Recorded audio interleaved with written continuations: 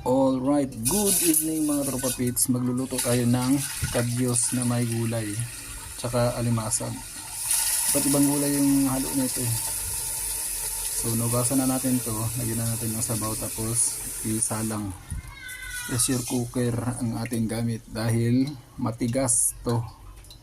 Mga isang oras siguro tsaka 15 minutes. Yan. Okay, see you.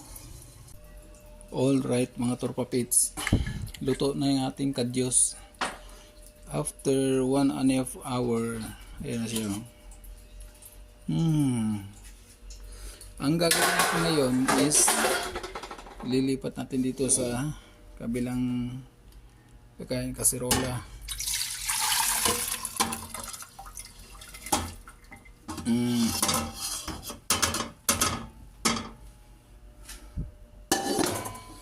Tapos ayun yung mga ingredients natin mga tropa pizza.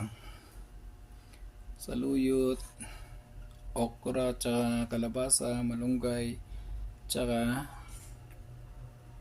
alimasag. Mamaya na lang.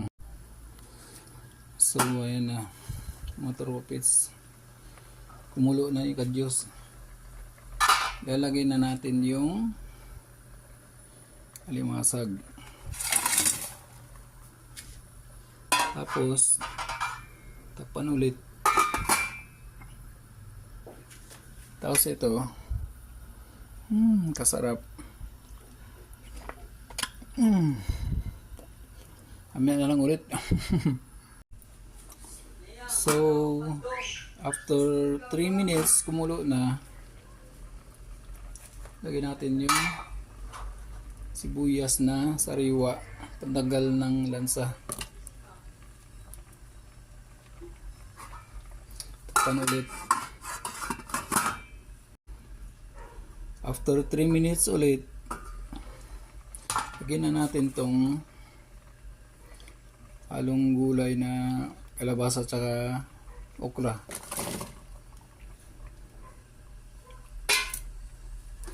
Kaya natin apoy, parang kulang pa sa ano eh. Takpan na lang ulit. Tapos so ayan na mga tropa pits. Next move natin is lagyan natin ng bagoong alamang na fresh from Iloilo. Kunti lang, solid kasi ito eh. Ayan.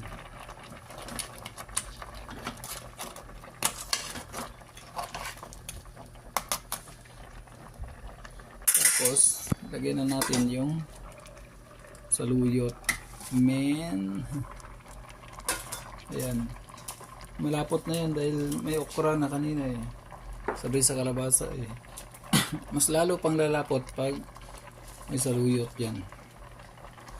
Alright, takpan na. So ayan na mga tropa pits. Last na ilalagay natin yung malunggay. Pang finale na to.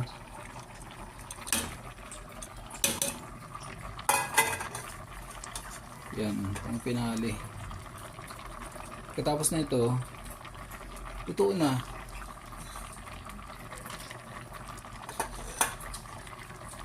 Yan. Diyan kami pinalaki ng mga magulang namin.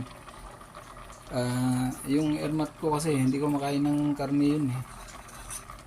Puro gulay tsaka mga tawag din, seafoods.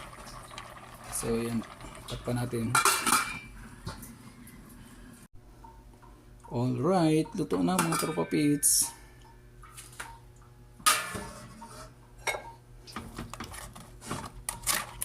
Halo. Haluin monte. So ayan na. Eating time na mga tropa pits.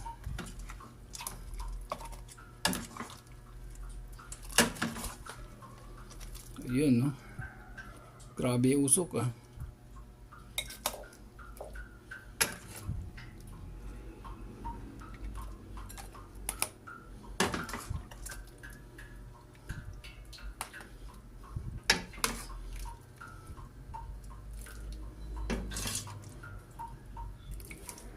Ah, ay siya.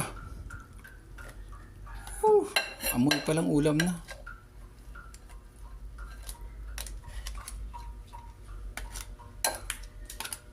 Ayan na. Kainan na.